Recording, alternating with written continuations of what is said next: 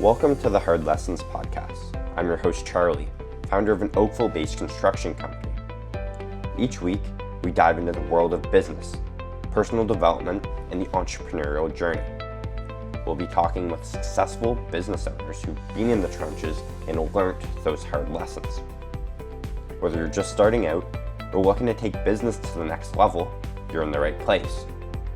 Join us as we turn hard lessons into stepping stones for success. There's so many hidden gems in business that people overlook and get self-centered and say, oh, pity me, my feelings are hurt. Don't say that about me. I'm a big businessman. No, fuck that shit. Like, this is a nitty-gritty sport. It is snow removal. This is getting weird. Everyone's making it really sissy-like. This is snow removal, all right? No one gives a fucking shit about your feelings. That's the hardest lesson that you got to take. The next lesson is, like I said earlier, it's not about you. You, as the owner, you're so easily, this is a direct attack at me. That they're coming at me. This is my reputation. This is my baby that they're attacking. And just like any good father, when their child gets attacked, you want to fight. You get like, okay, I'm dig my heels in, I'm fighting. And for me, it's just, all right, take a step back, stop taking everything so literal. Step one. If someone's asking me where they are, where the hell are you, they're going to shut up once it's done. So whatever it gets done really isn't that big of a deal. I have a brain. I know there's only 5 centimeters on the ground. It's not stopping them from doing anything. They just are entitled right now, saying a bunch of stuff. And once the driveway's done, they're going to chill out. Second of all, tell them beforehand. If you notice, like, say you're 5 hours in and you look down at your whatever type of VCM you're running, and you say, hey, I'm only at 20% shit. This is going to be a 30-hour shift. In that, like the Christmas video that I made, what you don't see is me turning off the camera when I realize, I think I even say it in the video, I think I'm fucked here.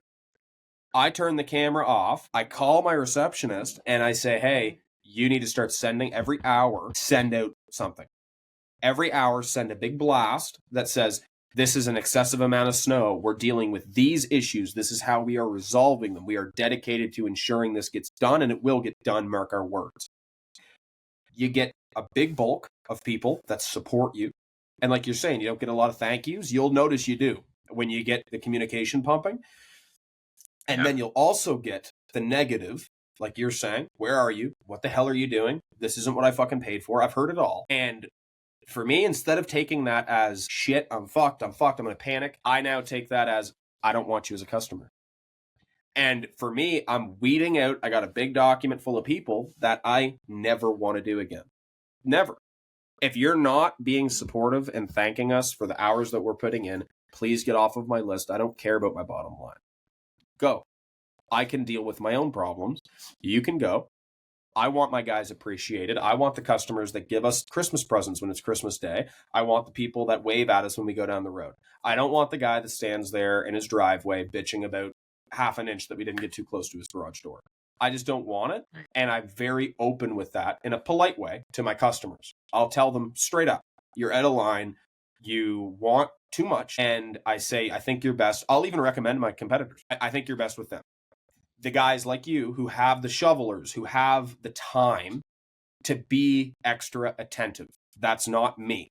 Like I always say, that's why I'm telling you, as I say to the customers, if you want a steak, do you go to McDonald's? No, you don't. And I just say, like, once you train your market with whatever type of niche or whatever pocket in business you're going to fall into, once you train your customers to appreciate what your service is, then you can differentiate. Like, you don't say McDonald's made a really good burger today if you don't understand the standards, like the peak and the bottom line of what McDonald's quality falls into. If you're comparing it to like a homemade gourmet burger with like Angus beef and all this stuff, it's never going to be as good. But if you're going into McDonald's thinking, I'm at McDonald's, I'm not at home, I'm not at a steakhouse, I'm at McDonald's, then you can say, wow, like that's a good fucking quarter pounder today. Like yesterday's was all dry and shit. And notice how either way, you get a shitty junior chicken one day, you still find yourself in the drive-thru at some point in time. And that's exactly what I'm trying to apply, is this psychology of, you're going to get bitchy people. You're going to get people that XYZ, as long as they come back. As long as they come back, then say what you want. And they do, because everyone's cheap. Money's strapped right now. We're in an economic decline. And I don't take it personal anymore. I just say, receptionists, don't tell me about it. I have no social media outside of YouTube. I don't have like anything else online is not done by me. I'm disconnected from it. I live in an A-frame house in the middle of the woods in another city. I don't even live in the city I service. It's a video game to me. It's just a big game that I play from afar, and I get the job done and I look at numbers. That's it. That's awesome. That's awesome. So we're going back to like that season where you learned hell of a lot. The next year, going back down to a more manageable amount of clients, like what did you change, and were those the select people that supported you, or were those mostly new clients? Like, how did you circle back to people after most of them are pissed off of like, hey, we're back? Well, the biggest one was understanding that I was still the king of snow. Even though in my own life, from behind stuff, I felt defeated. I was defeated, as a matter of fact. I was beat to the ground. From the outsider's perspective, none of this was public knowledge. As a matter of fact, it's the first time I've ever talked about it. So from the outside's perspective, we're still open, and I'm still top shit. And everyone flooded in the doors. I didn't expect that, right? I thought I really fucked up. Everyone's going to hate me. I'm bankrupt. They were calling you? Everyone calling me. Because my name, I didn't realize all the negative press blew me up. I was a household name. I still am to this day. You can go an hour down the highway. They know who I am. I was in Moncton, New Brunswick, which is 2 hours away. I was in Moncton and someone got a picture with me just like 2 months ago, picking up a hydraulic accumulator. So I didn't grasp that either. The negativity was almost like a Jake Paul thing, where it was like this villain was just booming. And I naturally had a group of people that supported it, because it's just like politics at that point. A group of people hate you, then another group of people are going to go, no, fuck that, I like them. So I had this huge division. I had all these customers. I didn't have the equipment, like I said. So what did I do? I started subcontracting and controlling my market. I'd take the work and I would say, you were a dick to me. Fuck you. Then I'd just take all their customers, put them on another guy that I liked. Then when that guy fucked me over, I'd say, dude, why'd you do that? Pull all the customers, pull them somewhere else. And I kept them on this back burner, let my credit grow. And like I said, in my A-frame, hanging out with my dogs. And then I would just shuffle them back over to me once my fleet grew. Because everyone's still calling me. And it's kind of the way that I did it. I don't say it's business. It's not personal. Like, I'm not being a dick to anybody by any means. I'm just saying that what goes around comes around. And if you're a contractor out in my city that decided to put bricks in my driveways and weld where my shear bolts go and destroy all of my blowers, I was 19 years old. If you're the guy that did that, then I wonder why you're closed now. So it's little shit like that. It's a mastermind game. I feel like people's ego get way too involved into it. Play with your heart. I know you're scared to play with your heart because that's when you get the most hurt, but it's also what keeps you going when you are hurt. So, but you're hiring these contractors that were the $1,200 guys. How did that work? I lost money, but I wanted to keep my market. I made nothing. So the list was worth eating shit that season. The list was worth eating shit because I owned the whole city. And it was also a lot of the people, like, I shouldn't say I ate shit on all of them because that would make no sense. I ate shit on some to make sure they got taken care of. But the vast majority of them, they were going under. I was the only, like, do you want 500 or do you want 0? Yeah. So what I did, I guess in business, it's called a disruptor. I disrupted the entire market. I came in, shifted the price point, shifted the expectations, and remolded the whole industry to expect something different. And that really fucked with some people. It really, really, really hurt a lot of people, which I also didn't grasp. I didn't understand why so many people hated me. And then I realized, a lot of people have families and lives, and I kind of shit on that unintentionally. I was just selling my snow service, and I kind of took a toll on that. And that's why I believe, like I said, what goes around comes around. It happened to me right after. It's just, they had an option in that point to take the work or not have any work and deal with that outcome. And a lot of them chose either or. I mean, I've seen both ends of the plate turn out, and it's everyone in business is a good person for the most part. At the same time, I feel like I think the shit that's happened is so numbing, like even to myself of like I like almost struggled with not caring enough this year of like just because the Yeah. extremes that have happened, and it's just like, oh, it's just another trailer fell off, or another guy in the ditch, or another, like whatever. The fucking box fell off the dump trailer the other day. It's like, of course, shit just happens, you know. Like, Yeah. I don't know. Can you relate? Yeah. It's well, for me, like it's like last year we finished the season, and obviously with the amount of debt that I had, only doing 200 customers, like we're still in the red big time. The little bit of money that came in the doors went out way quicker. And I got to the end of the season, and once again, zero money. And that time I didn't give a fuck. I didn't, because for me, what happened with Mark and what happened with my story was such an indication that this is what I'm supposed to do with my life. This is what I'm meant. This is what I'm put on this earth. I'm so certain about that. This is what I'm put on this earth to do for a living, that I almost feel like whatever card is given to me, there's always an out. And last year I didn't get overwhelmed by it. I had no money and it didn't even fucking faze me. I just said, all right, like, what cards do I got? All right, play this, play this, play this. And then I kept telling everybody, I'm doubling next year. And they're like, what? How the fuck are you doubling next year? And I just said, watch. And I did. I'm very good at, like, I don't want to just chalk it up to manifestation, but when I make up my mind that I'm doing something, somehow, some way, I can play my cards to make it happen. And it's just, I think everybody has that ability. I just think people are trained by society to not utilize it. So you guys are back. You guys like came back, are kicking ass, it looks like, from these like so far this season. How have you found things being able to implement all these? Like, you finally get the chance to implement these lessons that you learned 2 years ago. Like, how has it been? How was those? You guys got dumped on Christmas. Like, how have you found it? And I'm sure there's more lessons you've learned. Loved it. Loved it. I absolutely loved it. I'm loving it. I'm loving having the knowledge.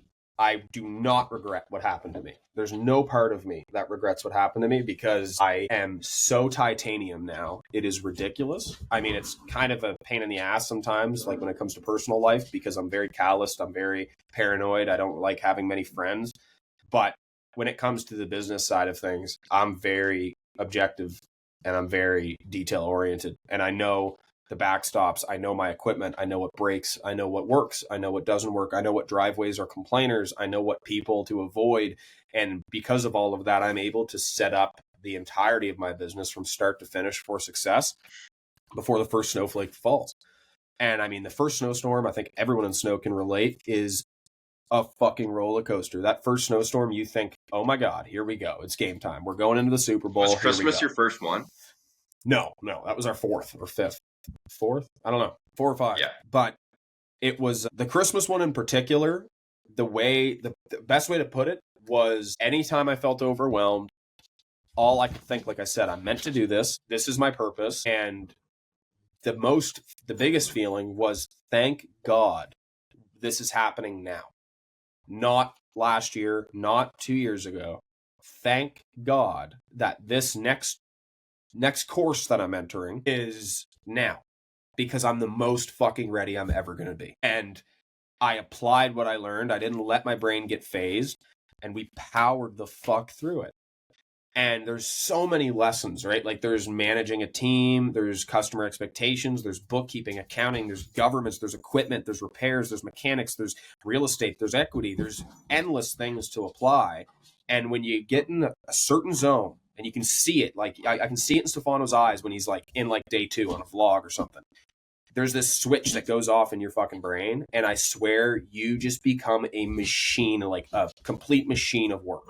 And you enter this zone where, like, you're in your head, you got your whole whiteboard, and you can pick what hat you need to put on, what character you need to be for this moment. And when you got that drive and that ambition, and mixed with that with experience, you just go in like a fucking soldier. And even if it kills you, you die with dignity. Like, you just fucking, you go in, you go balls to the wall, you give it everything you got, and you fight like hell.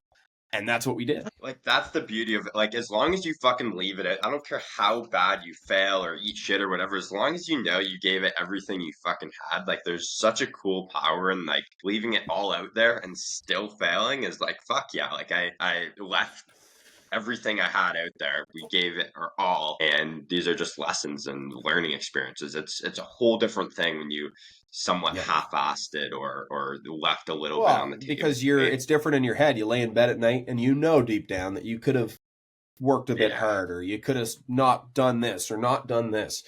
But when you lay down at night and you can actually look at yourself in the mirror and say, there's nothing to beat yourself up over.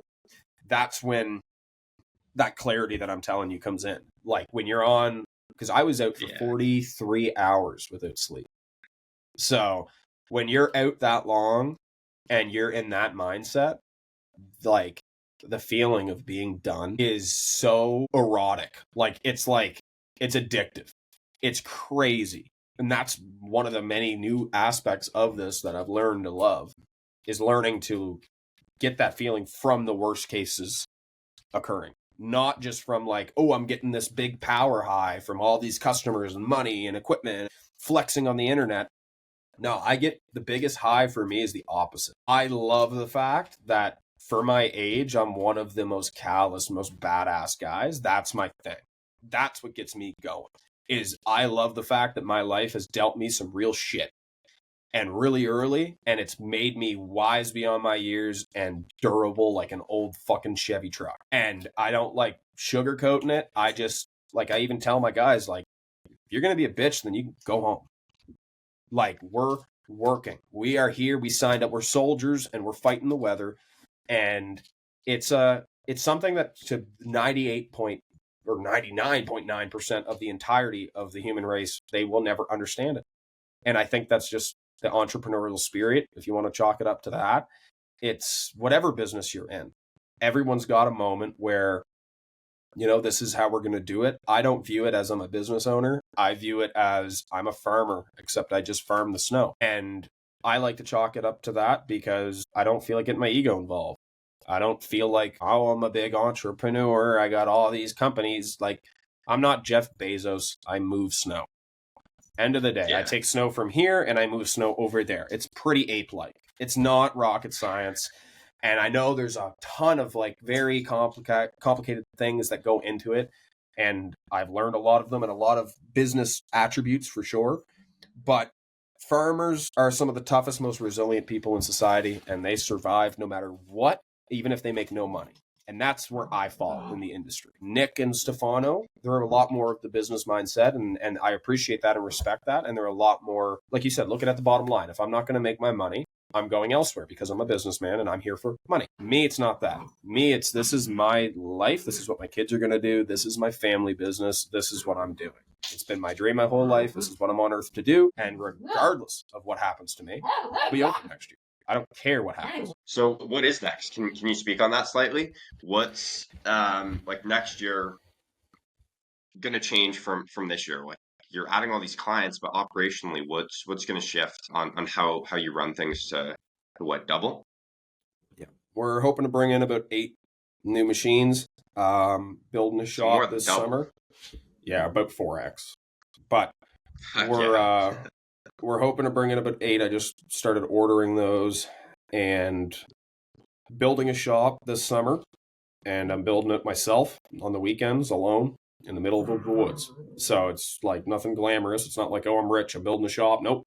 I'm going to teach myself how to build a shop from YouTube. And I'm going to put it all up, frame it all up. I'm going to use my loader tractor to hang the trusses, and it'll be what it'll be. This spring, I'm focusing my attention on an extension. So I do find that the one negative effect of my 2-year venture here is my name, Dr. Snow Removal. I think it's expired.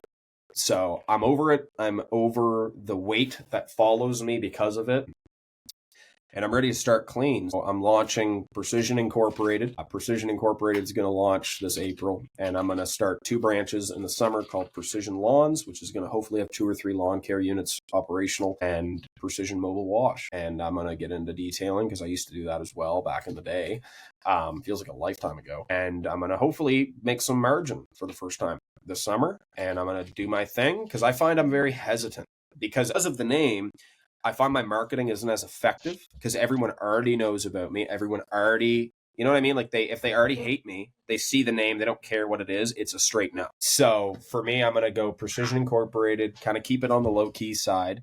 And I'm going to keep Dr. Snow Removal open. And then next year, I don't know for sure, but where it's incorporated, I'll have separate credit for my sole proprietorship. I'm debating whether it's next year or the year after opening Precision Snow, and not to give everybody too much of my cards, but I plan to become my own competitor.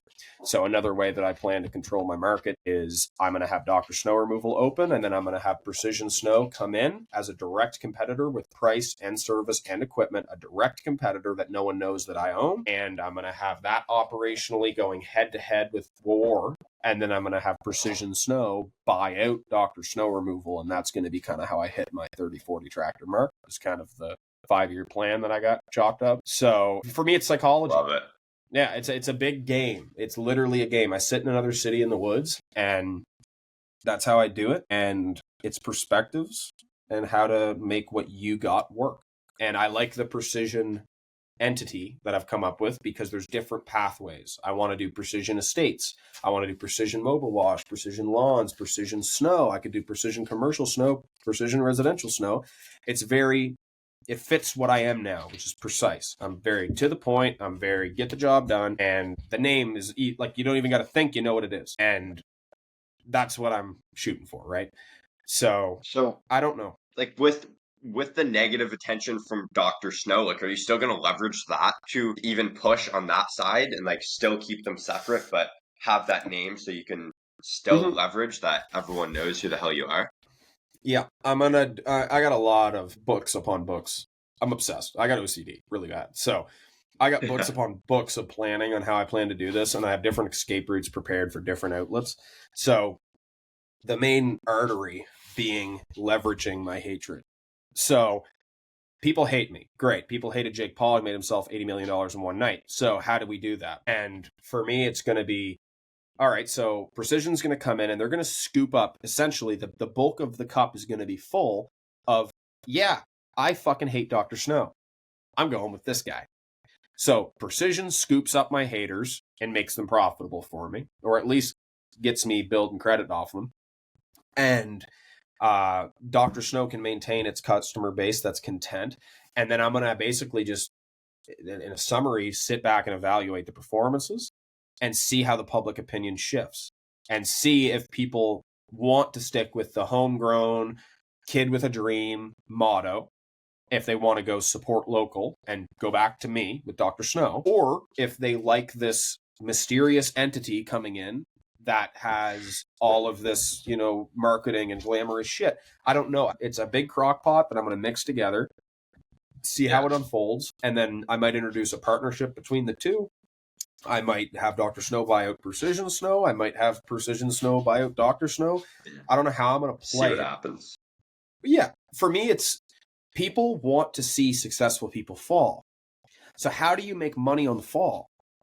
Everyone's focused on going up. How do you bounce back from the fall? So there's little stupid shit, which just sounds dumb to the normal person, which it might be, but music. And that's funny to everybody out there. But what they don't know is that I'm in the studio every night for 8 hours, all night. I let out whatever goes on up in here after every snowstorm, every single fucking day. And I have just over 800 unreleased songs made. And they're good fucking shit. Oh, yeah. And people don't see that. People don't really know about it. It's kept on the very, very, very, very, very down low. And they don't know, the extent that I'm going with it. I've emailed very, very big people, and I'm not just going to do it. I'm going to do it to make money on the fall. So these are stories that I've put into music, made myself, that are expressing these sides, these personality traits in me that have been suppressed because of the business. And I don't think people understand, if I can sell that much snow in 1 year, how devoted I've been doing this.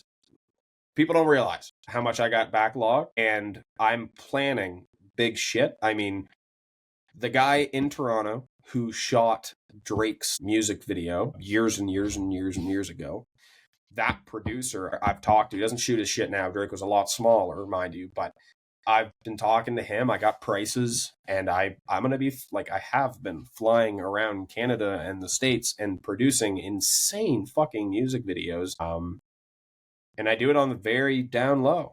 No one knows, and I'm gonna be. What's the plan to have those come out, like, or just keep it as a backup option for you?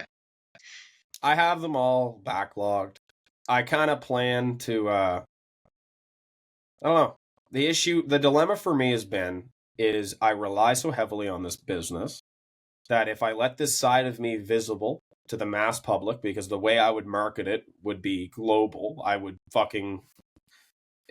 be getting a loan for millions, and I would be marketing this like a business. Like, it would be on everyone's phone screen everywhere. And for me, it's like, how many customers would I lose? Because this is very raw music. This is very, it's very fucking, this ain't the side of me that people bought. You know what I mean? Like, this is, people buy the side of me that loves tractors, the down home, small town guy that loves to work hard.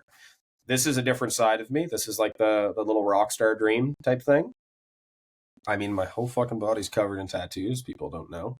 And I'm just getting ready, kind of, fucking, I want to be smoking a cigarette with a bunch of face tats in 10 years. It's, there's little shit like that people don't appreciate. They think you're crazy, just like everyone thought I was crazy for the snow stuff.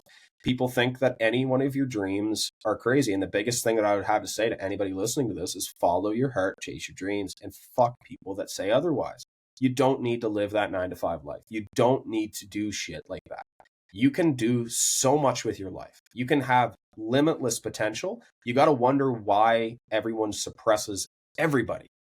Everybody all the time is telling people to be just like them. And the biggest attribute of anybody, whether it's Stefano, Nick, yourself, myself, my competitors, anyone. I mean, I've talked to big music people. They're different. There's nobody like them. And that is what, like, you got to be different. You got to be willing to have that outrageous idea and take a step with it. And like you said, leave it all out there. Because then even if it fails, you're still a badass motherfucker. Like, say I do this mass marketing campaign. I drop all these music videos, all these albums. I sign a record deal, hypothetically saying I do all these things, which I fully intend to do. And it all goes south on me. At the end of the day, I did something that almost nobody else gets to do with their life. I've experienced this whack ton of other shit. I've played a few venues. I've played in front of like 1,000 people a couple times. And that feeling of hearing them sing back to me, like, I've had a few songs that I've sent to some of my guys, right, that work for me. And I think it's funny watching them react because they don't think that me is going to sound like that. And they get like freaking out, and then they start sending it. There was a couple that were really quite good, and they thought so, at least, and they sent it around. And anyway, it ended up getting pretty big, just the voice recording. So everyone starts in the city listening, and I show up because they asked me they really wanted me to play this song, and it was like a big party night in the city. Thousands of people are out. I show up and I play it, and hearing that many people sing my worst moments right back at me is crazy. It's absolutely insane. And for me, it's like, okay, like, that's another thing that it's not as big as my snow shit. Like, people don't know me Canada wide for it.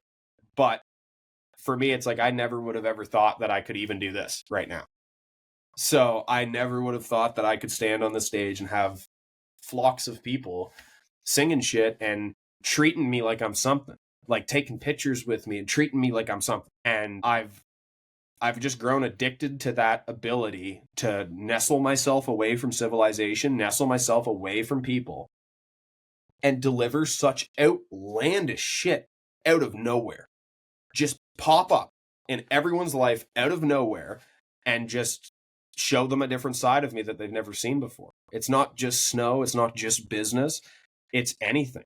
Like, you could do it. Nick can do it. Like, I'm really rooting for Nick. I really hope he makes this big comeback. I'm waiting for it because I know he's got it in him. I know he does. There's something going on in that brain of his. And in the next 10 years, the whole world's going to know about it.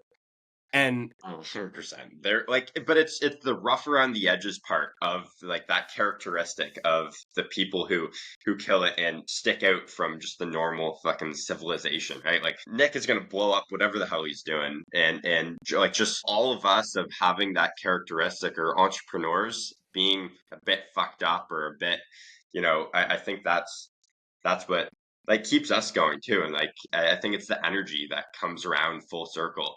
And like it's so crazy just being one decision away of like whether it's you with your music or whatever, one decision away from changing things completely in your life. yeah, And I don't know, it's never ending. Like, it's so impressive, you know? well, you got to be willing to put yourself out there. Like even with you did the one thing that, I mean, probably less than 1,000 people have done in this entire country. You at least tried the business model. You didn't just watch it on YouTube. You said, all right, I got a set of nuts on me. That's that mindset that I think everybody's missing. I appreciate it in you. You appreciate it in me. I appreciate it in Nick. We all appreciate it in Stefano. But I feel like we're not doing enough as a collective we're too focused on benefiting ourselves, because the less that we share, the better off we are. And because it's like a gem that we've discovered, a certain way to navigate situations that we can turn into something great or something at least influential. But I feel like we're not doing enough to get other people to snap out of it. It's almost like, not being rude, but I feel like I'm watching like a bunch of sheep in a flock. And they're all like this big lump sum of people. They're all entertained by just scrolling on TikTok, and they're numb. They don't care. They're just there. And like they get bickering with each other. It's almost like there's someone at the top looking down that's just plotting these little random scenarios in to divide people, to get this shit. And it just keeps people's brains stimulated enough to not notice what's going on. And for me, the second I moved out of the city, and I live in the middle of buttfuck nowhere, and I sit here and look at the mountains and look at the snowfall, and you really can, like, I don't care what I wear. I don't care how I look. I don't care what so-and-so says. I don't even have fucking social media. It's just me and a bunch of time called a life. Now, what am I going to do with it? And you get this little kid ambition back to you. You get this vibe that is so needed in 99% of everyday life. This side, like, I feel like most adults, and I don't know if I'm speaking for everybody or just myself, there was a time when it felt like the little boy inside of me just wasn't even there. I'm just this weird, callous grown up. And me, 5, I don't even feel connected to that me. And now it's like, I look in the mirror and I can't believe I'm a man. Like, I can't believe the shit that I've been doing. I can't believe the shit that I got on the go. And I know that the little kid inside of me would be so fucking proud right now. And that's like such a feeling that I don't feel like anybody gets to feel. And that's why, like, I hope this podcast or Stefano's podcast or Nick's podcast or whatever the fuck happens, I hope more people get out there and do this shit big. Big, big, big, big, big. Like, it's limitless. You got to remember from my perspective, everybody on Earth almost needs to be shaken out of something. There's some realization that people are going to have that needs to be had, because people weren't living like this 100 years ago. We never were for all of the human race, right? Like, we're living in a very pivotal time. Power in writing things down, and you alluded to it, manifesting, of like if you can see it and believe it and paint it in your fucking head, like that's what's missing. And the shit that no one talks about or not taught in school is a whole another thing, but people don't even know that's a thing. And like if you can see it and put it in your fucking notepad, the stuff that can actually come to fruition and make happen is so fucking wild. And like it's the journey. It's not getting there. Getting there is, I think, the shittiest part. It's like just continuous improvement and pushing the limit and raising the bar. And I feel like there's power and beauty in like in just playing the game that we get to play. And I've been lucky enough, and I'm sure you felt this as well, of like early on, I had a goal to buy equipment. I was like 15 years old. I wanted this big landscape truck, some trailers, whatever. And I got there and I hired a few drivers to drive around. But I hit a plateau or even a low. I got stuck in a rut. I'm like, shit, I made it. I finally bought this nice truck and whatever. Yeah. And I was so What young. now? But that's, Yeah. eh? That feeling of like, what now? Like, I thought it was going to Yeah. take me my whole life to get here. Yeah. Exactly. Of like, I made it, or it's like, that's the shittiest fucking feeling. And then refinding your purpose and the deeper purpose, like saying purpose is so cliche, but it's true. Of like, why are you actually doing this? And just like the beauty of waking up to eat shit, learn these lessons, and just like keep going. And I look at it like, what's the person that is going to be created by doing that $100 million venture, or by growing this thing from the ground up, or by growing Yep. client list, or growing a team of people. So it's all about perspective, and super cool that you're quite aligned and see that side as well. Well, Um, just to extend on one thing that you just said about the manifesting thing and the power of putting it down, I feel like a lot of people, if there's like the initial layer where they'll bully you if you kind of follow that train of thought. But then there's this other layer where people have the dream, they acknowledge the dream. They don't take, there's a disconnect. They think that because they dream it, they get it. They don't. You dream it, then you plan how you're going to get it. You don't just, I'm gonna be a famous singer. I'm gonna make my first album. It's gonna blow up, and then boom. No, it's all right. This is this. I've learned from my snow stuff what gets people's attention, what forms of marketing, what leverages do I have, what, and then study everything. Like people forget, like just using the stupid music example, but it's a business. These record labels are companies, marketing agencies that force people to be relevant. Otherwise, there's a lot of talented people that are nobodies. And there's a lot of random ass people that just shouldn't be famous but are. So there's a business side of this, and it's people don't look at the steps. They just look at the dream. They look at, oh, I got this dream.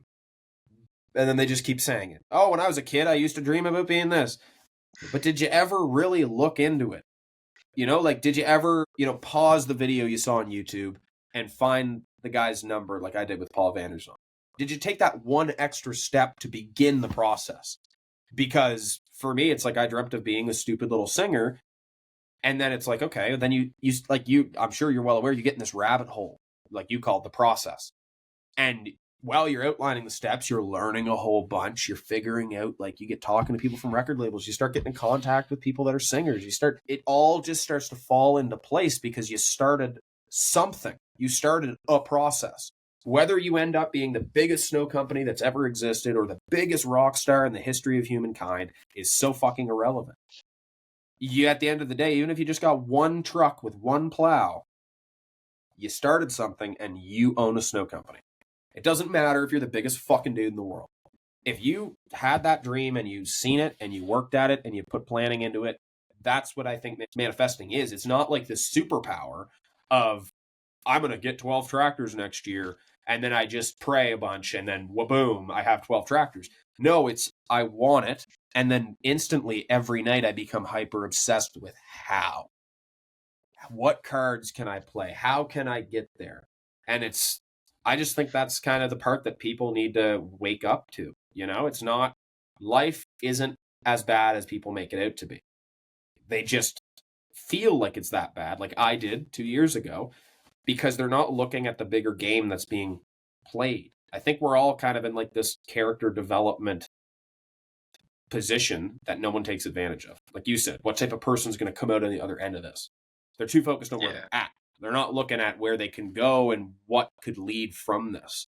Like even if it's on a very minute scale, even if everything in my life went to shit and I ended up back at McDonald's being a janitor, my kids, what type of person is that kid going to be? If I have a little young man and I can teach him the shit that I just learned, like you don't see the full picture. Like there could be a generational change. And that's the shit that I find cool. Like your kids one day could take over your company and triple it. And you're on like a black and white picture in an office. That's the shit that I think is like super fucking cool. And as we talk about this, like the excitement and the energy is so powerful of manifesting, but people do that in the complete reverse of what we're talking, like manifest the negative, manifest like the shit, manifest like waking up and just fucking hating life and being negative and pissed off and angry. It's like, dude, just have fun with all the shit that's going on. Like it sucks, but like we're so cool what we're in. And I do want to say to the listener, like, a lot of this is like, it's exciting and that's what keeps us going and we dream of it and we write it down and all this bullshit. But I don't want to shy away from like, there's days that you're not going to want to do it and it's going to suck. And the boring work is often the most important work that needs to get done. And there's magic in the work that you're avoiding or procrastinating, and all the shit that you're not wanting to do is oftentimes one of the most important things. And sure, there's this bigger picture excitement, or you're dreaming of it, or the first 2, 3, 4 years, this is my new venture and this is who I am and I'm growing this shit, but it's going to suck. And I don't think that's talked about or alluded to enough with conversations like this. And, I feel is important to speak on. Well, So, what person wants to sit down and watch a 2 hour, or I fucking wish it was 2 hours, watch a fucking 30-hour weekly vlog of bookkeeping? Like, that's the thing, right? Like, people are so prone to show people what they want to see, which also is their biggest hindrance. That's why with my YouTube, is I haven't taken it seriously, and I hope I get the time to take it more seriously, because I'm so focused on this music shit in the back burner. But with the YouTube stuff, anytime I do get on there, I'm very raw with it. I'm not trying to be like, here's a bunch of tractors. Look how cool this looks. Look at how professional I am. Like, that's not what I'm trying to go with. I'm trying to let people know this fucking sucks, but for some reason I love how much it sucks. Like, this fucking is brutal. We're on hour 42. Everyone's walked out. I'm exhausted. I'm stressed out. I got people wanting refunds. But hey, I fucking love it. I like showing a bit more of the hard times. And that's why, like, if you go back on my YouTube channel, that big year, I was growing so fast, I was supposed to have a TV show with Bella Lyon. And it was going to be called Snow Warriors. And I really hope, and I know that's what Stefano's going to get to one day. And I like, it's so easy to have a part of you that wants to get jealous and say that was supposed to be mine, like that spotlight. But at the end of the day, I turned it down because I didn't need any more press, and I got a really cool teaser out of it. I got a camera crew out with me for a night. I put it out last year on YouTube. It didn't get really any views, but it's a cool little video. It's very fucking raw. Like, you see me crying in it. Like, it's a real fucking clip of what can happen and what this is really like. And I feel like that needs to be out there, like you said. It's not like we're talking about the hype.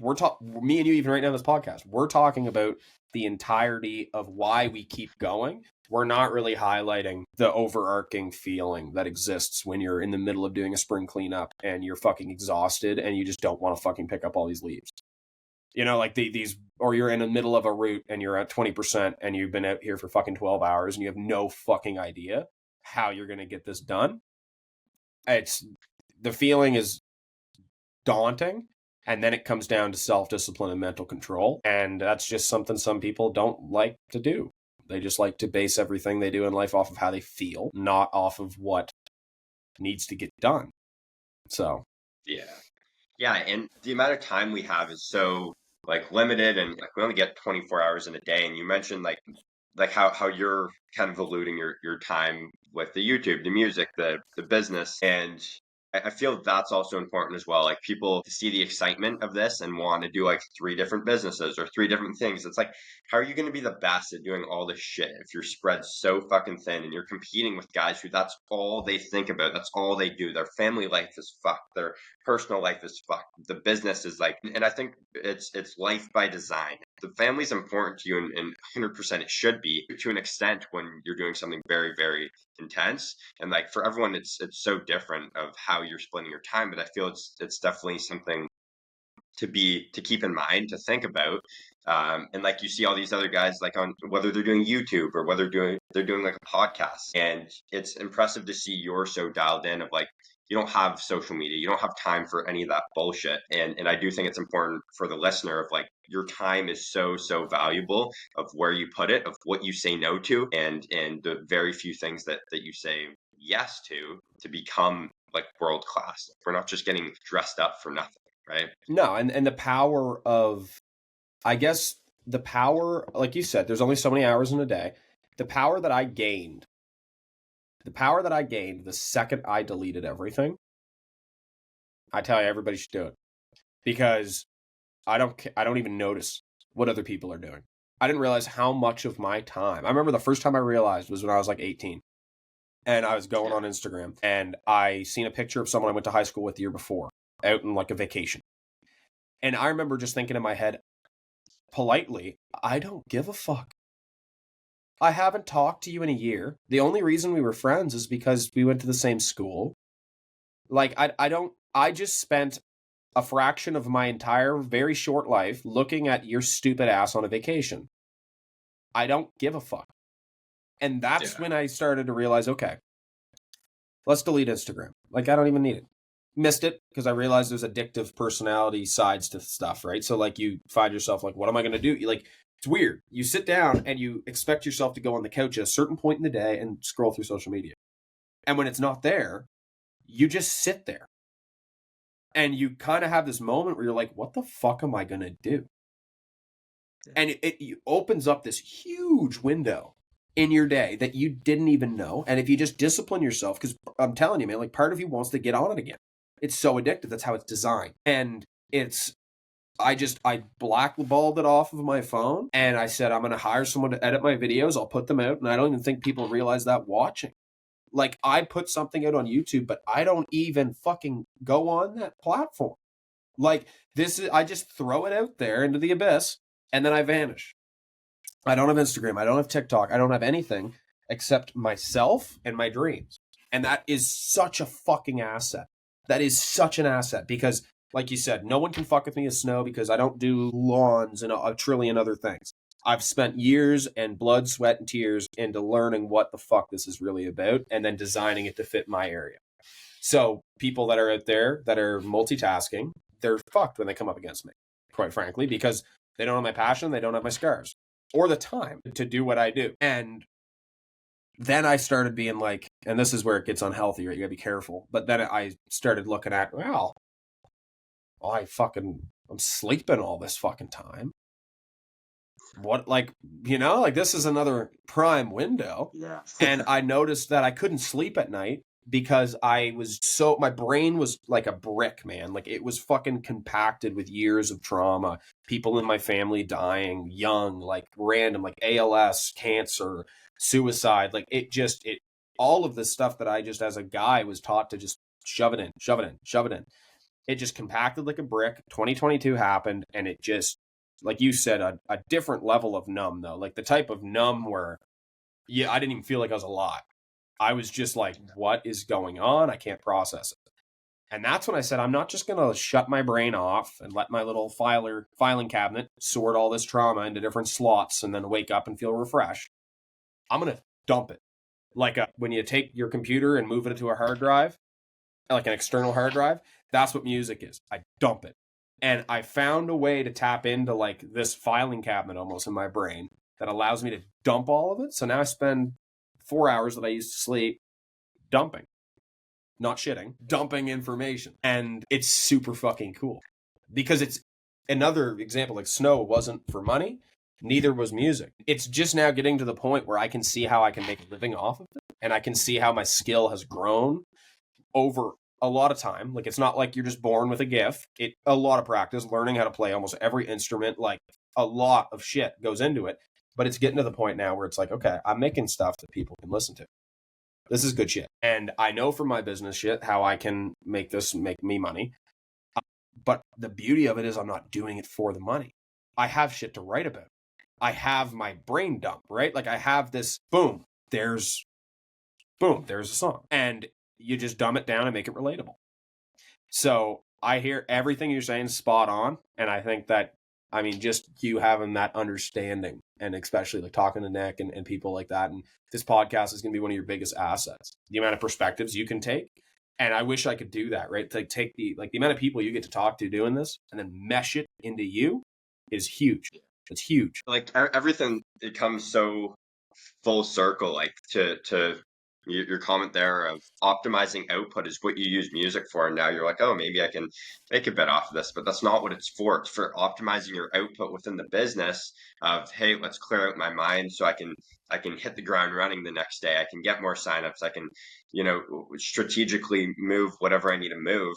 And people need to take life like professionally. I feel like a professional, like Tom Brady is not fucking around sitting on TikTok or whatever when he's in his prime. He's like, they're training, you eat, you sleep, and like you're there to be the best. And that's like with everything. Like even this, I'm the exact same as you. I don't go on social media. Our content guy literally logs in, runs everything. I send him our podcast, And the podcast, I feel, is for me a dump, but also like I talk to people anyways. Why not record it and give it back to other guys Yeah. starting out that were in the same shoes? And I'm still eating shit, but from when I was starting was so clueless and made so many stupid mistakes, right? So Yep. for And them to that's the just same have something thing. to Like listen to. your podcast, I didn't even think of that, but yeah, your podcast is your equivalent to my music because you're brain dumping and you're translating your information and your experiences in your way. And the same thing with me. What I like about it, which is similar to you, is if you have a certain story, a certain moment, a certain clip that you like, that feels like people, if you feel a certain way, if you're going through a heartbreak, you pick a heartbreak song, you listen to it. If you're feeling a certain way in business, you might come back to this podcast and listen to it. What I love about it is the self-awareness. I can go, this is a really shitty moment, and I have a whole library that I can scroll and scroll and scroll, and I know when I felt that way. And Yeah. it allows me to remove that, stress or anxiety or depression or whatever, move it outside of me and access it at my benefit. I take it and make it something that makes me tougher. Like you said, it makes my business better because I'm no longer anxious all day. I'm productive all day. And then when I want to feel anxious and I feel that wave coming, I go back to that song or I go back to that podcast and I feel that for that duration of time. And then I leave it there, close the computer, and I go and I'm productive again. And I feel like a lot of people just let themselves get buried. And I know stress, I think, got to Nick a lot. And I've heard that he had a really hard time with that. And I think every one of us do. Unfortunately, part of being in the public eye is it's public when it happens. It's not just at your house. And that's the one piece that I hope he's kind of learned a bit is this ability. Like, you got to dump, dude. You can't just build yourself up and up and up and up and up and up and up. You gotta be like, if you don't throw shit, we're all sinking ships. Like, we're all living a fragile life. We're all gonna die. We got to be throwing shit overboard to stay afloat. You cannot just pack your boat full and wonder why you're drowning. You got to have some outlet, right? Like, I know Stefano's just started going to the gym, and everyone's got their thing that they dump on, and you need it. You absolutely need it because your business will pay the price. I turned to liquor for a very long time, and that's the other thing. I've been completely sober for almost 2 years now. So I haven't drank, I haven't smoked weed. And that was, for me, like I said, I chuck shit overboard. It was first social media, chuck it overboard. Liquor, I started seeing like the bills and what I was paying to go out and drink beer with the boys, and I was like, fuck that. That aside, the clarity to play your cards is next level to that.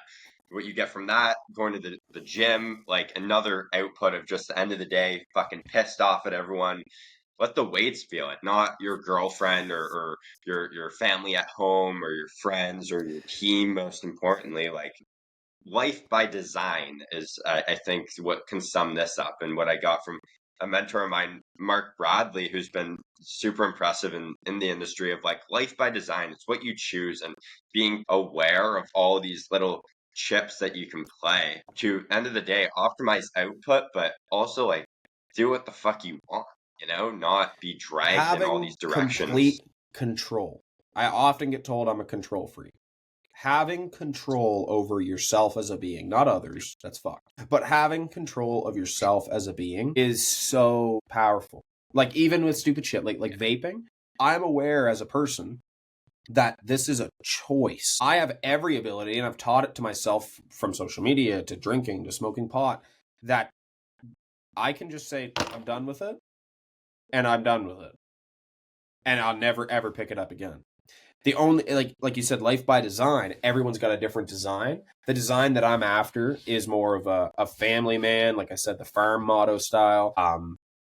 And also mixed with this music side of things. I'm not trying to be like this supermodel guy.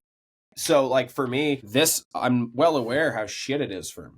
That's the funny part. And it's not like I'm sitting here like, okay, this is something that I shouldn't do, and I'm going to quit it, and I'm going to do all these things. It's part of my life by design. It's weird, but it fits this character that I fully plan. Like, when I die, I want to be remembered as a callous badass. Like, if you're looking at Gold Rush, I want to be Tony Beats, not Parker. You're right. Like, it's a different selection, and everyone has that choice. I'm not telling people like, I want to be a meth head. Like, no, that's not what I'm getting at. What I mean is, there's different levels of productivity and different success stories depending on what you're trying to be successful at, right? Like a bodybuilder isn't going to think that eating fast food's smart, but if you have a different goal, then your different goal can say, I'm too fucking busy, I want a cheeseburger. So there's different angles to everything. People just need to pick a lane and actually be disciplined enough to do that lane. Like Stefano and Nick. Not Nick from Nick Snow, but him as well, but Stefano and his business partner. The discipline. That's why they're there. That's it. You know, like he might have his dump, which is the gym. I might have my dump, which is, you know, music. You might have your dump on the podcast or lifting weights or whatever. But it's the discipline to locate an issue and fix that issue. If I feel overwhelmed, I fix it for myself. People don't have the self-awareness, I feel like, to kind of listen to themselves, listen to others, listen to negative, listen to positive, and apply everything and to not get overwhelmed by it. It's just, and you got to learn it, grow into those shoes. Yeah, learn it by falling into ruts and hard times and lots of eating shit, but also people need to talk about it more. Like people are too like the whole social media thing or all people see is good and the views is what they care about. They're so selfish. Like people need to talk about the raw shit and probably would be more entertaining anyways, you know, like and that's social media again, right? It's designed to promote like look at me, look at me, look at me, look at me. Like fuck, look at Mr. Beast, man. Like that's all he does. His whole job is look at me. And and the reason he's the biggest is because the algorithm likes that shit. So we live in a really weird world, and the only way shit's going to get better for not just me, not just you, and for everyone listening to the podcast and everyone coming after is if we all just decide to, you see bullshit, you sniff out some bullshit, you call out some fucking bullshit. You call it the fuck out, whether that's for yourself, for your family. Like I sniffed bullshit on Instagram that day when I was 18. I called its bluff. I said, get the fuck out of my life. I sniff bullshit. Yeah. I sniff you're wasting my time. And there's, you know, people can take it as you're being a dick. I had a lot of friends, which is interesting. I don't know if you've noticed this getting off social media, that when you exit social media, they think that you're just fuck. Everyone starts getting all like, what the fuck, dude? Did you remove me? Why aren't you talking to me? You realize how little people actually care is what I learned. Nobody calls. Out. No one is like, oh, where are you? Why aren't you on Snapchat fucking 24/7 and talking to me like you used to anymore? It was so sick. And when COVID happened for me in 2020, when school got shut down or March break got extended, I deleted everything. And that's when this started for me. But no one gave a fuck. And realizing that was like, okay. And I feel like that's we'll the see on the other side. Because I just said, in this business model, and it's applicable to every aspect of human life, nobody gives a fuck, shut up, work harder. It sounds so harsh, but it's so true. Like I challenge anybody listening to this, go off the grid, delete your Instagram, delete your Facebook, delete your whatever. Like, don't hurt your business. Like you can have someone else do that. Like that's not that hard, even if it's your mom, right? Like anyone can do that for you, but disconnect yourself from it and watch all of your day one homies, they've gone. The second you're not accessible like that, like a Snapchat, like an Instagram, they ain't going to put in the work to know you. And then you realize that this is your life to live and your time is now.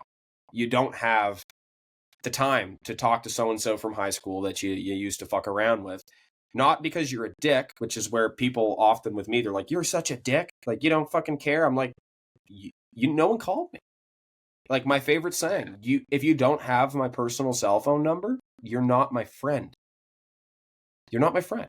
Like if you're sitting over here trying to communicate with me via an Instagram DM, then I'm sorry, but we're not like that. Like we're not close like that. It's not me being a dick. It's just like you said, people evaporate. I deleted everything. And I had like 3,000 Instagram followers. This is a popular guy. And then lights out. That's when I realized I'm a nobody. I got to make myself somebody.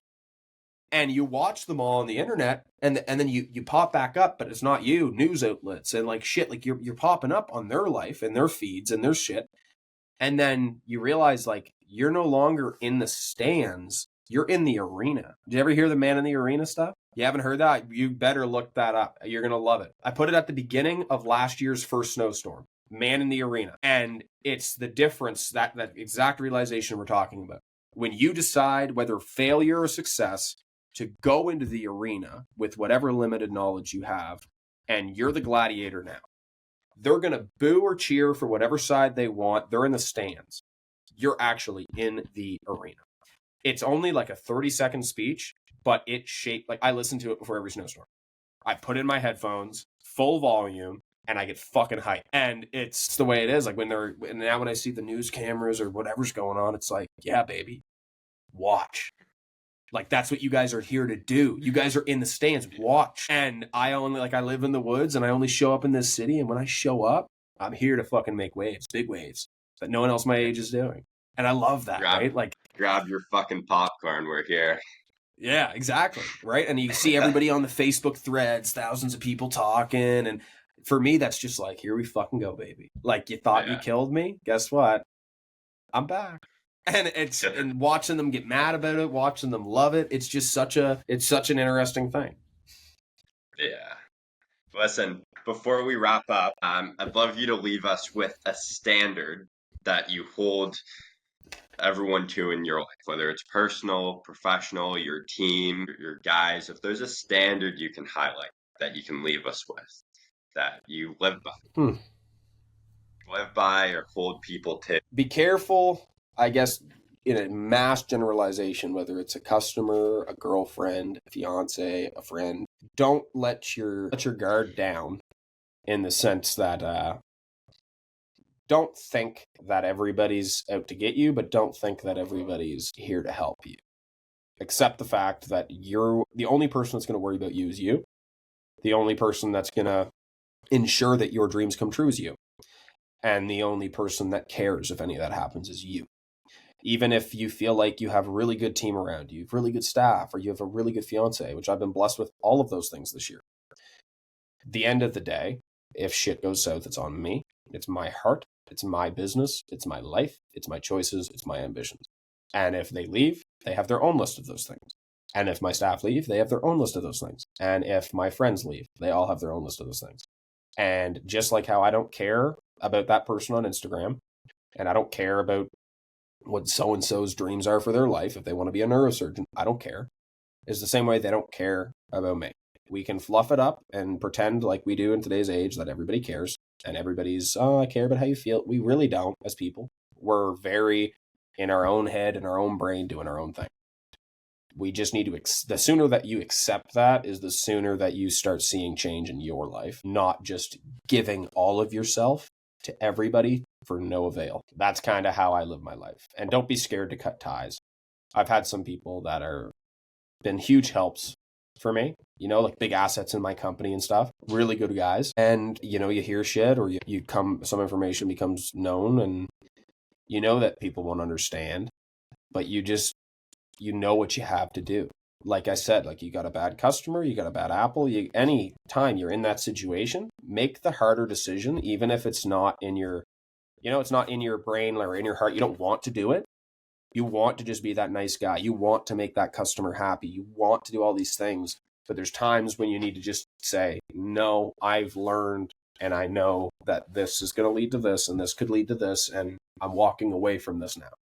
I'd rather, terminate your employment. I'd rather do whatever than go down this road with you. And like I said, and you agreed, was time is money and time is very limited. Stop wasting your time on meaningless shit. Yeah, play the cards before they play you.